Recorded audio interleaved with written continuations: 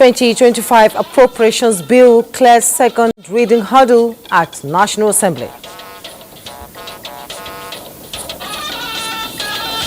This bill will further structure our economy. This is a budget that clearly states its target of inflation reduction. Federal government unveils multi-agency task force to tackle kidnapping. The training and resources you receive have prepared you for this critical task. Also tonight, NAFDAC cracks down on unscrupulous rice merchants in Niger State.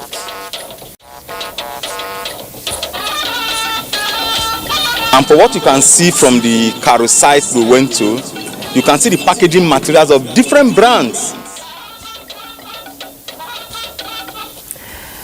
Good evening and a warm welcome to NTA Network News. I am Jummai Yusuf. Hingino John Adams is joining us on the news tonight from Lagos. With me here in Abuja are Benny Adams on Business News and Badi Adele on our sports segment. Remember, you can watch this news broadcast live on all our social media platforms displayed on your screen. We begin with the debate on the general principles of the 2025 budget proposal, depicting bipartisan optimism among lawmakers in the Red Chamber. Just as the bill scales second reading, National Assembly correspondent Like Ali reports that Senate Leader Okweyemi Bamidele led the debate on the 49.7 trillion naira proposal as he highlights the aspirations of the federal government in 2025. This bill will further restructure our economy, boost human capital development, increase the volume of trade and investment, bolster oil and gas production. The defense allocation is the highest, running up to 4.91 trillion naira. This shows the will of the government to deal with the problem of insecurity once and for all. 4.6 trillion naira to infrastructure will go a long way. If judiciously and effectively implemented, that Nigeria would be making a move in the right direction. Yesterday, around Zamfara, Mr. President, I need to report the Nigerian security have neutralized over 500 bandits. The idea that it intends to fix mostly security, power, and manufacturing. I think this will be a very good turnaround for our people. The lawmakers, no doubt, align with the 2025 fiscal projections tailored to enhance security, education, healthcare, and improve socio-economic well-being of citizens. The debate featured suggestions on where government needs to do more for overall development of Nigeria. There is a need to put all the major revenue-generating agencies to task. They should double their efforts. Are we also very bold to carry out our oversight function? Looking at the statutory transfers that have been earmarked in the budget, there is no provision for the South-South Development Commission as was passed by the Senate and the House of Representatives. The bill after second reading was referred to Senate Committee on Appropriations to report back in 4 weeks as Senate adjourns plenary till 14th of January 2025 for the Christmas and New Year break. Away from plenary, stakeholders are urging more funding to education for improved access as Senate Committee on Tertiary Education holds public hearing on bill to establish Federal University of Education Technical in Gombe and Federal University of Information Technology Ikari Akoko. No society will develop without educational achievement. Enhances literacy quickly, enhances your way of quitting poverty. At the heart of this proposed university is the need to bridge the digital gap and present a transformative platform. Submissions at the public hearing support the drive towards technical education. From the National Assembly, Lami Ali, NTA News. And at the House of Representatives, the 2025 appropriation bill also scaled second reading, with lawmakers acknowledging the president's priority on defense, infrastructure, health and education. The legislators observed the need to give attention to alternative sources of revenue and to equalize funding of all the zonal development commissions. National Assembly correspondent Ignatius Unko reports. The mood in the chamber was resolute. The commitment to swiftly commit to work on the nation's fiscal framework for 2025 was visible. Less than 24 hours after President Bola Ahmed Tinubu led the 2025 budget proposal of 49.7 trillion naira, the House of Representatives, in a swift and decisive move, has plunged into action. Can we reduce inflation from 34.6 to 15% in 1 year? It is not impossible.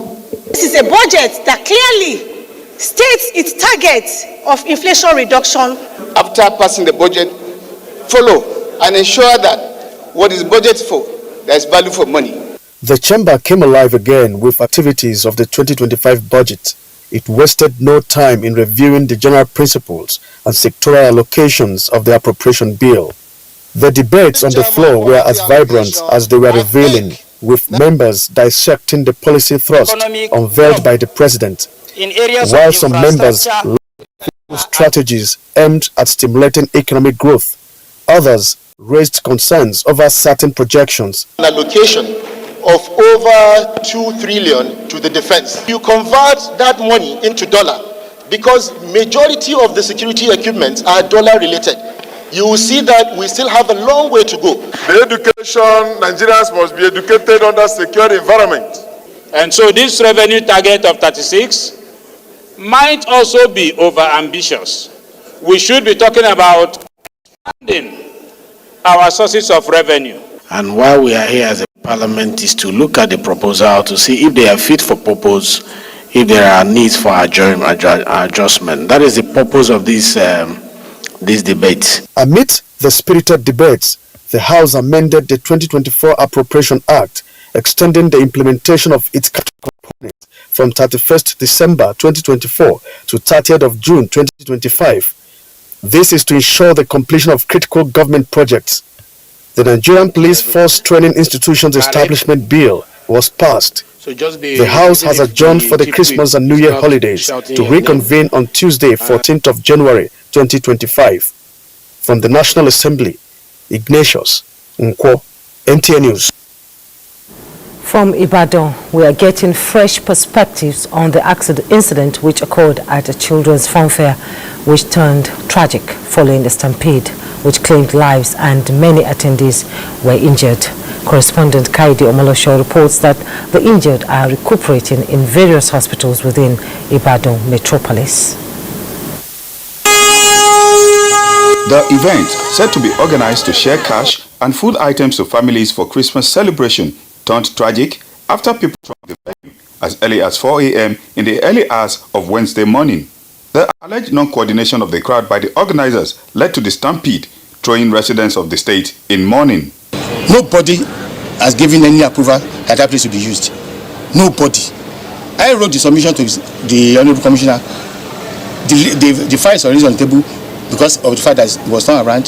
The letter could not be released. That with that magnitude of people being invited, it cannot be used of that place.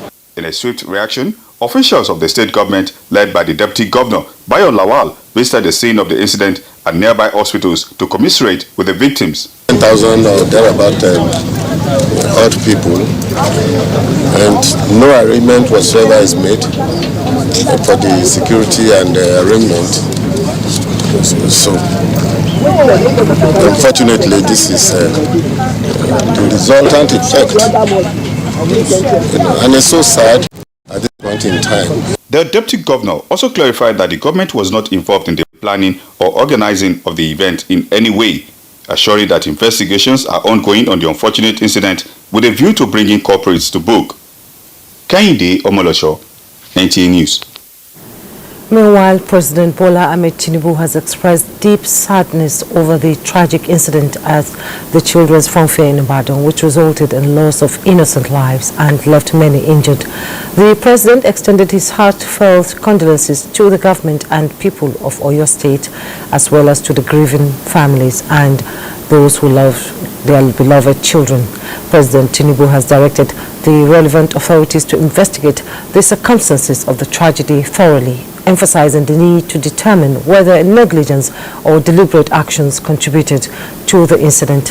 He has also urged the Oyo State government to take necessary measures to prevent such tragedies from occurring, including a comprehensive review of public events, safety measures, and strict enforcement of safety regulations.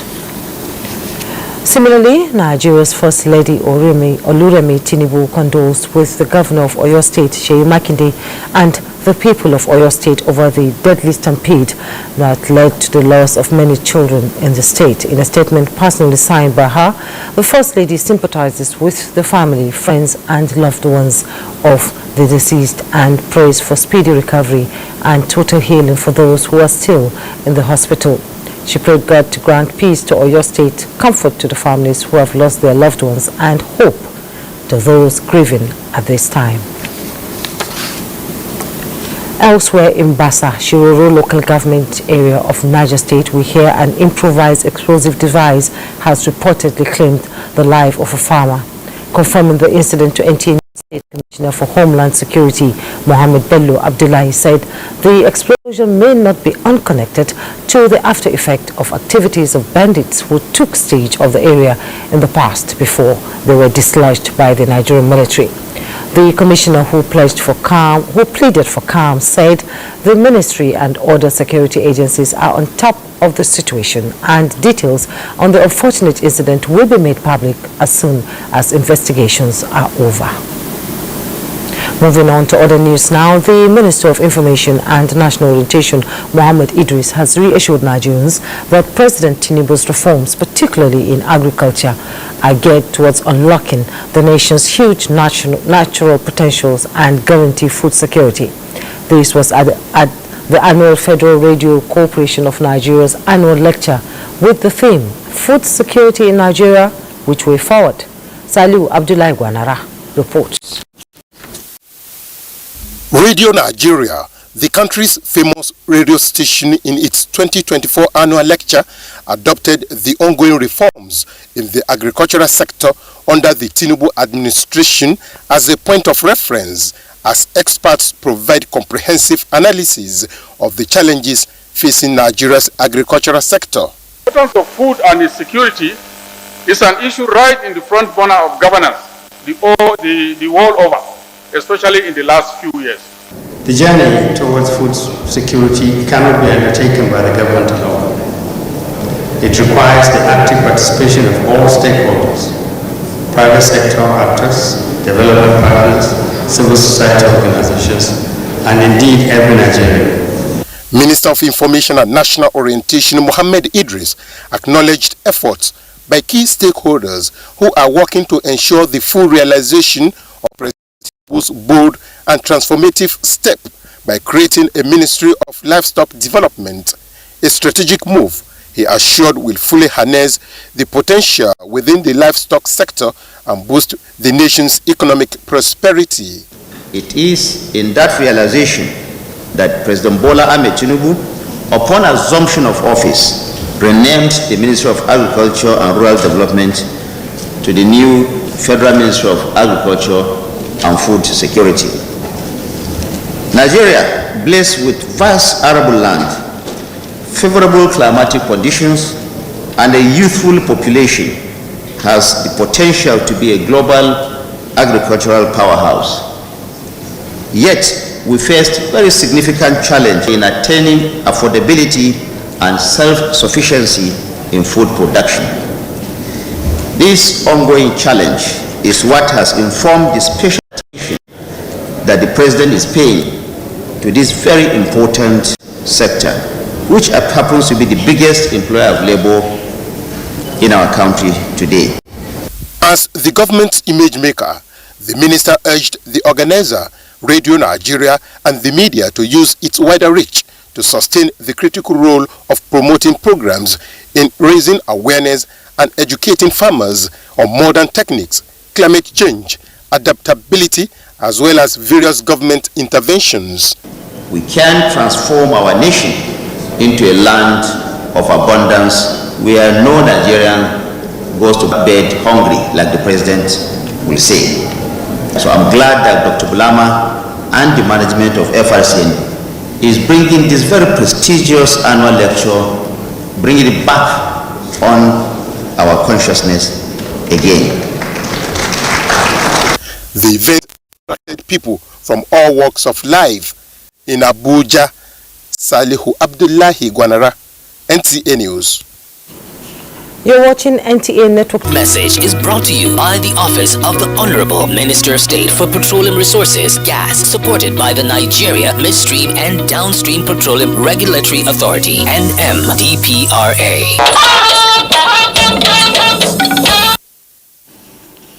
The Office of the National Security Advisor has inaugurated a multi-agency anti-kidnapping fusion cell to tame the threatening phenomenon across the country. National Security Advisor Noor Ribado said the initiative is geared towards enhancing peace and stability. The report.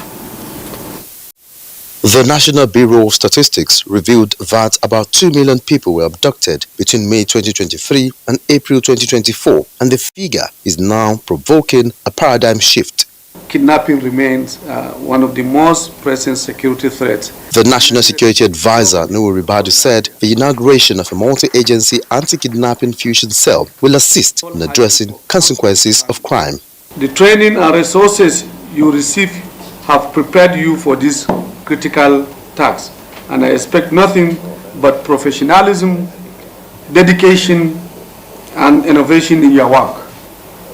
Embrace synergy, leverage the knowledge you have acquired, and ensure that this cell fulfills its mission to protect our people and communities. This fusion cell will serve as a pivotal force in combating the menace of kidnapping by coordinating operational responses, analyzing data to track trends, and build the capacity of security personnel. We, as the United Kingdom, have come in to provide our support, our expertise, and to allow you to adapt it to however you wish it or however you think that it fits into your own architecture within the security services.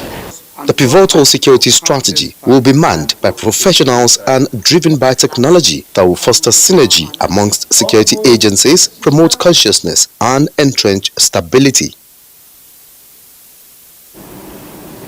In the meantime, the Presidential Advisor on Policy Coordination and Head of the Results and Service Delivery Coordination Unit, Hadiza Bala, was at the Ministry of Police Affairs for the first to third quarter 2024 Performance Assessment Engagement Meeting.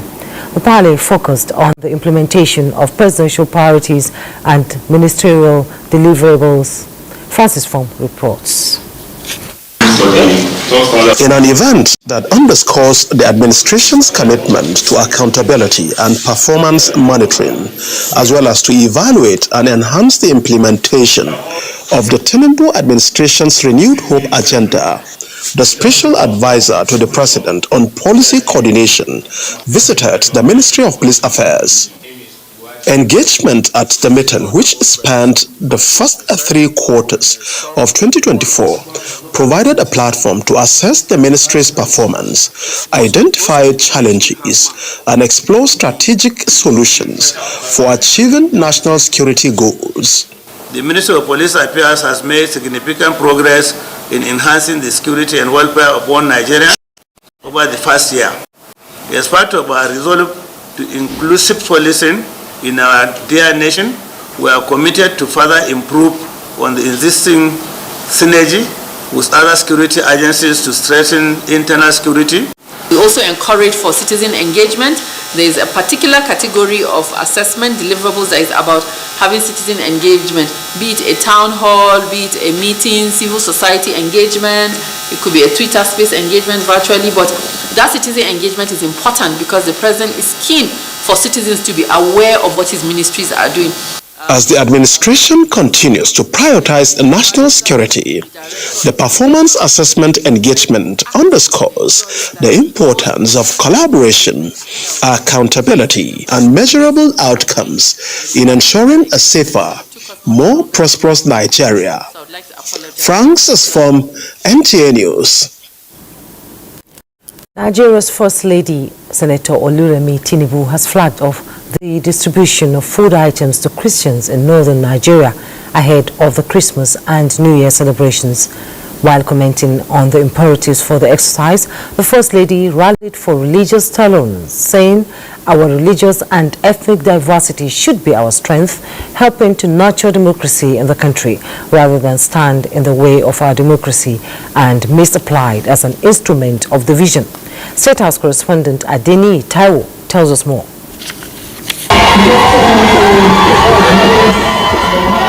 For Nigeria's First Lady Oluremi Tinubu, this hall holds a special significance. It was here in 2023 that the candidacy of President Bola Tinubu was endorsed by Christians in Northern Nigeria Political Forum.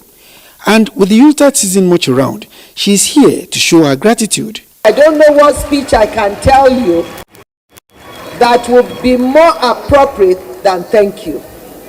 Thank you for believing in this administration. You stood with us even when most people thought it was impossible. I want to reassure you, your pain is our pain. Your joy is our joy. So we are all in this together. Christmas is going to be celebrated. The current administration and indeed democracy in Nigeria owe a lot to Christians in northern Nigeria who she said shunned ethnic and religious bias in favor of capacity and character during the 2023 presidential election. Why would we be playing politics with hatred? Our diversity is our strength.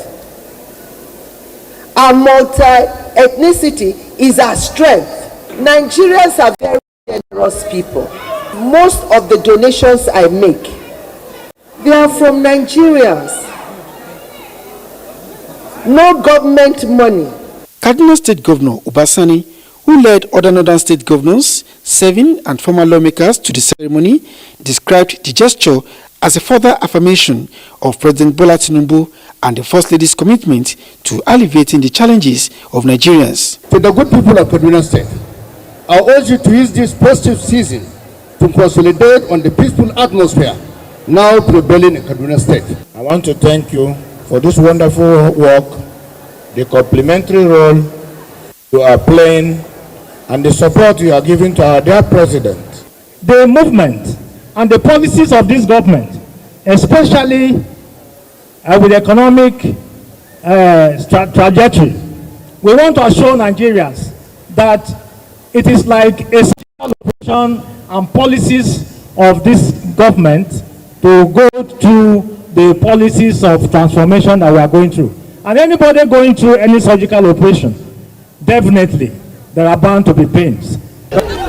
Joined by the wife of the Vice President, Hajia Nana Shitima, and other guests, the First Lady flagged off the distribution of food items for the beneficiaries.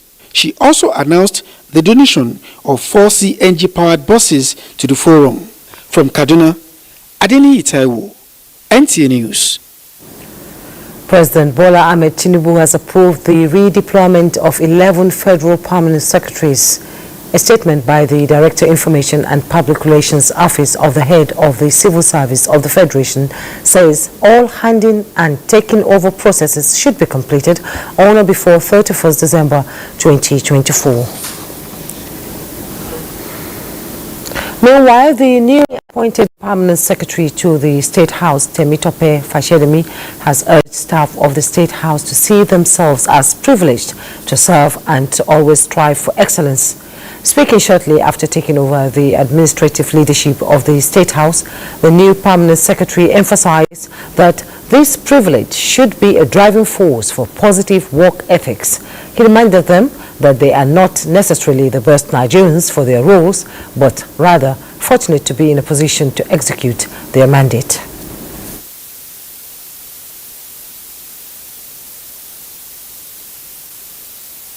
Anywhere in life that you are adding value, you will get benefits.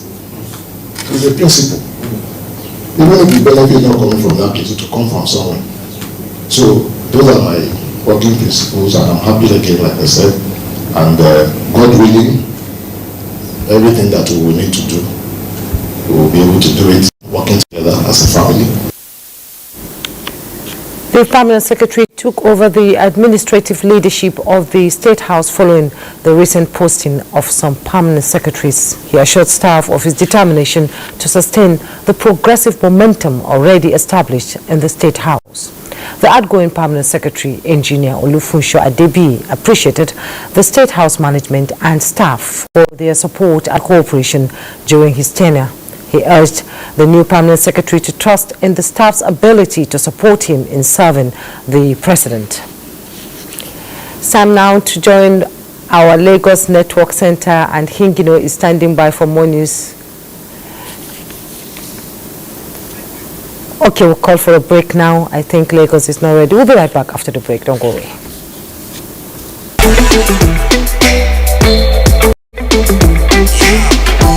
Six people.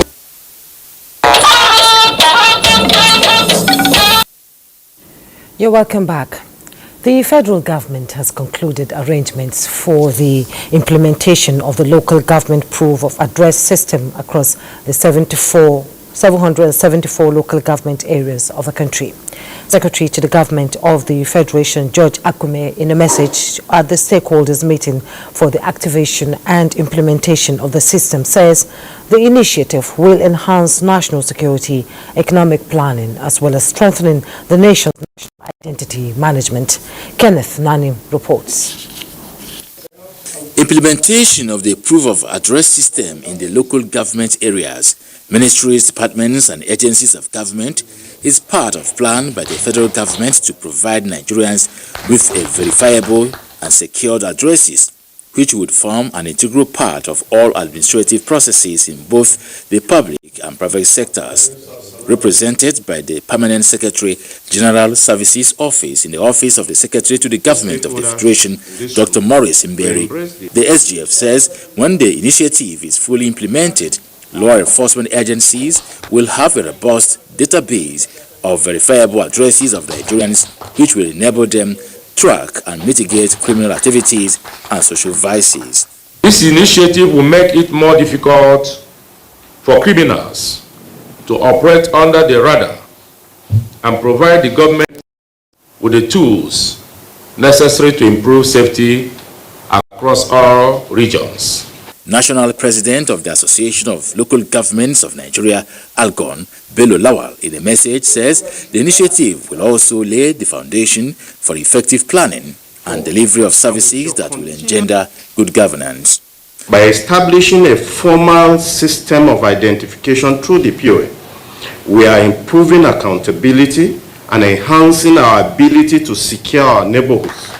German Ambassador to Nigeria, Annette Gunther, also in a message says database developed from the initiative will improve activities of government agencies that deal with data and the population. Kenneth Nanim, NTA News. The present administration has again demonstrated its commitment towards ensuring equity, transparency and accountability in all sectors of the economy. The successful conclusion of the 2024 licensing round bid conference held in Lagos. Olumide Eguntola reports that stakeholders in the oil and gas sector described the process as free and fair. With the theme, Unlocking Nigeria's Energy Potential, a licensing round for the future, the 2024 round commercial bid conference is an indication that Nigeria is set for unlimited business progression in terms of increased revenue generation in the oil and gas sector. This milestone event, according to the Chief Executive of the Nigerian Upstream Petroleum Regulatory Commission, will undoubtedly drive economic presidential executive orders. So what we have done today means that By the time the winners begin to operationalize, implement the terms of the award, what you are going to see is that you're going to unlock the other reserves, and with that, they are going to make more discoveries, and those discoveries will optimize the Federation reserves. In all, 25 blocks were bidded for from 2022 to 2024 bidding processes in the presence of officials of Nigeria Extractive Industries Transparency Initiative, observers, and other professionals who described the process as free and fair. The process that tells you that the current administration is doing fine, and I'm looking forward to see a progressing Nigeria. This block that we have won, we are going to build it to the standards that will contribute in the GDP of Nigerian economy, will also contribute in the employment opportunity. The Petroleum Industry Act, PIA, empowers the NUPRC to conduct periodic bidding rounds for the award of petroleum prospecting licenses and petroleum leases, which serve as a framework for unlocking Nigeria's energy wealth. In Lagos, Olumide Egutola, NTA News. Newly inductees of the Chartered Institute of Personnel Management of Nigeria have been charged to live up to the Institute's core values to impact positively in the nation's public service. President and Chairman of the Governing Council of the Institute, Malam Ahmed Ladan Gobir, stated this during the 61st induction ceremony held in Umuahia, Abia State capital. Jude Obiaro has the report. This is the first induction ceremony of the Chartered Institute of Personnel Management. Is the first ever held in Southeast Zone. President and Chairman of the Governing Council of the Institute charged the new inductees to bring in their weight of experience to assist in repositioning the profession in the state. We have learned to hire correctly. We have learned to retain people. We have learned to compensate people very, very well. We have also learned to ensure the well-being, of these people that we hire into the organization, whether in the public sector or in the private sector. Period to the oath of alliance taking, the registrar of the institute read the institution's code of professional conduct to the newly inductees. Duty and professional obligations.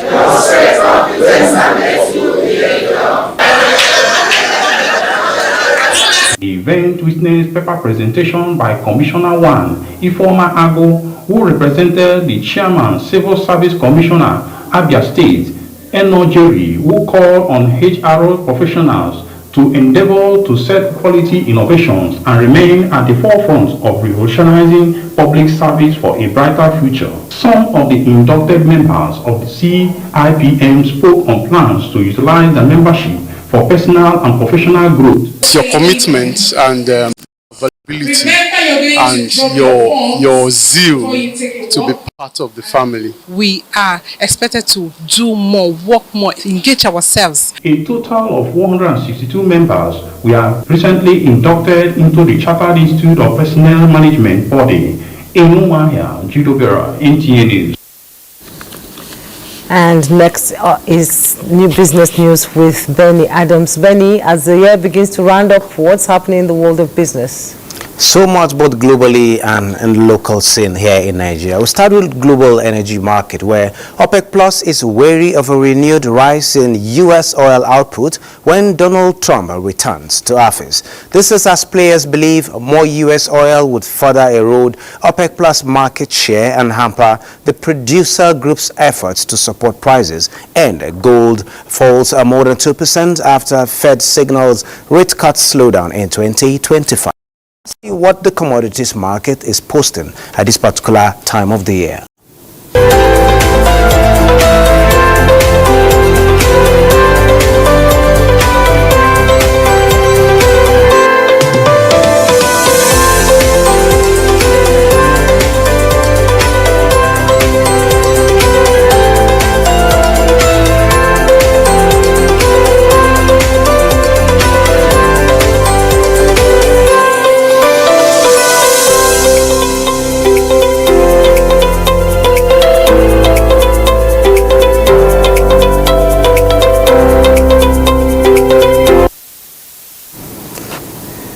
Now, Nigeria's capital market has today registered 8 consecutive sessions of gains, up 0.77% amid a sustained positive investor sentiment. And looking at the numbers at this time, we are seeing 111.3 million shares exchanging hands between investors and market players, and deals reaching 10,260 as against 9,573 yesterday, and the value at the end of the day is pegged at 26.3 billion naira as against 9.19 billion. And looking at the trades at this particular point in time compared with yesterday's market, today's data shows 3% improvement in volume, 85% improvement in deals. And looking at the top trades, Univinsure is 38.2 million, ICO is 20.9 million, and GTCO, talking about the banking stock, is sitting at the third spot today, 20.44, which means that the industries in Nigeria are actually coming up stronger, much more than ever. That is it on business. You can take it from here. Thank you so much, Benny. And moving on, the Tertiary Education Trust Fund says it will continue to improve academic content and delivery through the provision of quality infrastructure and the development of skills of tertiary education workforce. Executive Secretary, Tertiary Education Trust Fund, Sonny Ichenu, stated this while inaugurating some projects at the College of Education, Akampa. Justina Etim reports.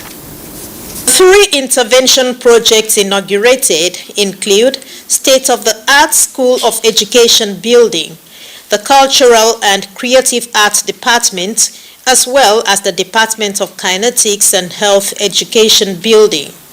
The Executive Secretary, TET Fund, urged the institution and the host community to ensure adequate maintenance of the facilities for posterity. As required by the fund, the project was advertised by the college to address deficient areas and provide requisite infrastructure to aid teaching, learning, and research, and to provide a conducive environment for both the students, the lecturers, and the non-teaching staff. The Cross River State Governor, Senator Basio II, represented by the Commissioner for Quality Education, Stephen Ode, says the gesture is in line with the state government's commitment to educational advancements. Therefore, thank you for doing this for Cross River State. Thank you for doing this for this institution. The governor is committed. He needs your support. The step we have taken in the education sector will transform the entire community. Your support and guidance for this institution have been instrumental in shaping the trajectory of our institution and ensuring that we remain at the forefront of academic progress. Earlier, Governor Basio II, represented by the Deputy Governor Peter Ode, declared open the 2024 Tertiary Education Trust Fund Management Retreat in Calabar. In Calabar, Justina Etem, NTA News. The National Agency for Food and Drugs Administration and Control, NAFDAC, has sealed off a warehouse and 8 stores for repackaging and sale of various brands of rice. This is in continuation of its commitment to safeguarding the health of Nigerians. Hamban Jabani reports that the sealed stores are located in the Mararaba axis of Karo local government area of Nasarawa State. To ensure the safety and quality of food products in Nigeria, the National Agency for Food and Drug Administration and Control, NAFDAC, has embarked on a nationwide enforcement exercise. The enforcement team visited a warehouse involved in repackaging local rice. The agency received a tip-off from a concerned citizen about the illicit activity ongoing at the warehouse. A suspect arrested at the scene took the NAFDAC officials to 8 different stores within the Maraba area selling the repackaged rice. Some of the suspects interviewed claim ignorance of the allegations leveled against them. And for what you can see from the Karo site we went to, you can see the packaging materials of different brands from one particular facility. And then they package this product and sell to unsuspecting unsuspecting Nigerians, so that the unsuspecting Nigerians will believe that those brands are really what they are consuming. This exercise is believed to be a clear demonstration of NAFDAC's commitment to protecting the health and well-being of Nigerians and part of ongoing effort to ensure that all food in Nigeria meet required standards. The NAFDAC team sees large quantity of rice valued at 5 billion naira. Hamman Jabani, NTA News. We'll pause for another break. The news continues in a moment.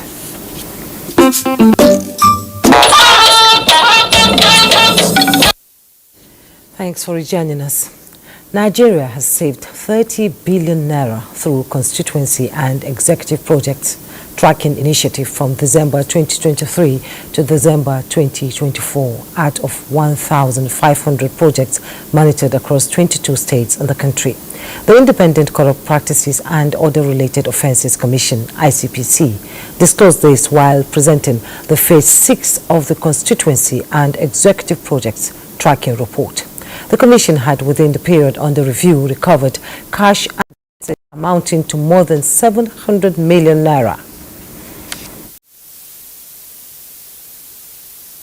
This initiative tracks the implementation and performance of constituency projects to promote social accountability. The focus areas include education, empowerment and capacity building, health, water resources, agriculture, road infrastructure, and power. On ethics and integrity compliance scorecard, which serves as a preventive tool to assess and enhance compliance of MDAs with ethical standards, policies and anti-corruption measures, ICPC says no ministry, department and agency achieved full compliance out of the more than 300 MDAs assessed. Time now to join Bade Adele for the latest in the world of sports. Hello, Bade. Many thanks, Jummai. All right, let's begin with football. As the Nigerian under-17 girls, Flamingos, have earned a place in the final of the 2024 WAFU B Under-17 Girls Cup after a decisive 2-0 win against Benin Republic in one of the semi-final matches played earlier this evening. They will face host nation Ghana in the final on Sunday after Ghana recorded a 5-0 win over Côte d'Ivoire in the second semi-final game.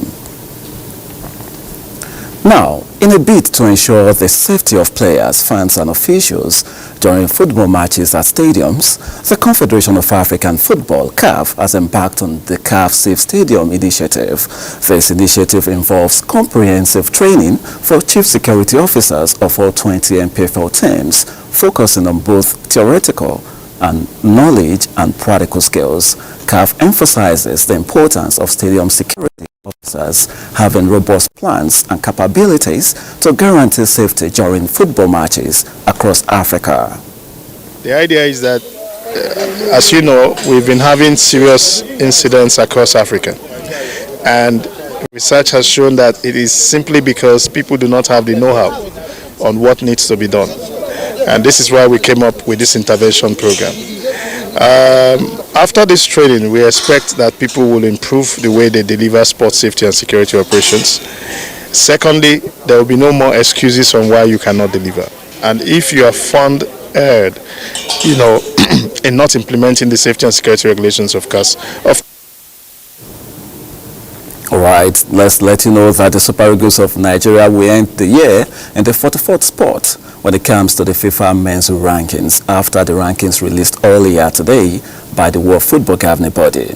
Under coach Austin Iguavoen's leadership, the team also remains in 5th place in Africa, trailing Morocco, Senegal, Egypt and Algeria.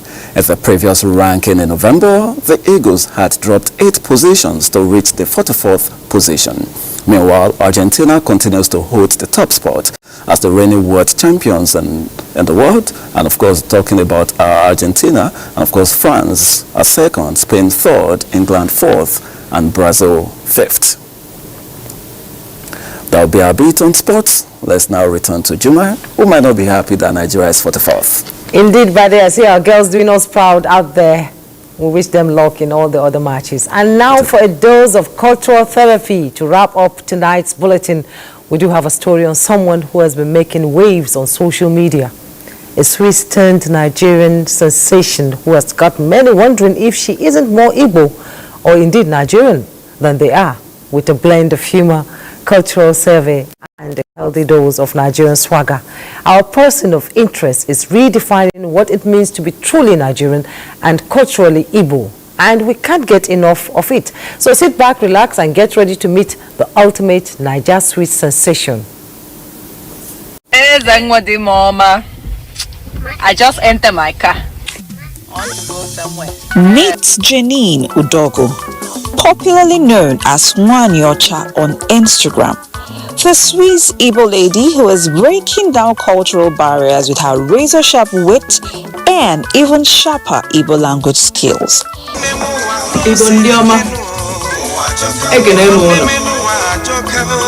By this time of the year, I'm supposed to be in Ethiopia. Married to a Nigerian from the southeast, Nwanyocha has taken the bold step of becoming an honorary Igbo daughter, fluent in the language, absorbed in customs of her husband's people, and teaching her kids the Igbo language. Here we go. Custard. Arioto? You like it, yeah? Okay. Arioto?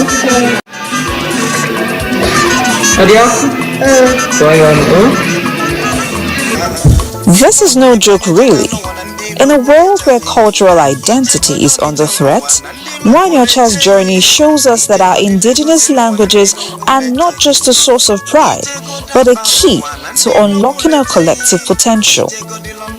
As she navigates the complexities of Igbo culture with humor and humility, Nwanyocha reminds us that language is not just a tool for communication, but a powerful symbol of national development and identity.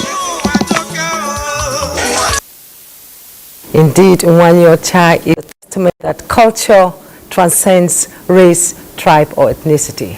It's a beautiful way to live a life. Thank you so much for watching NTA Network News tonight. I am Jummai, Yusuf.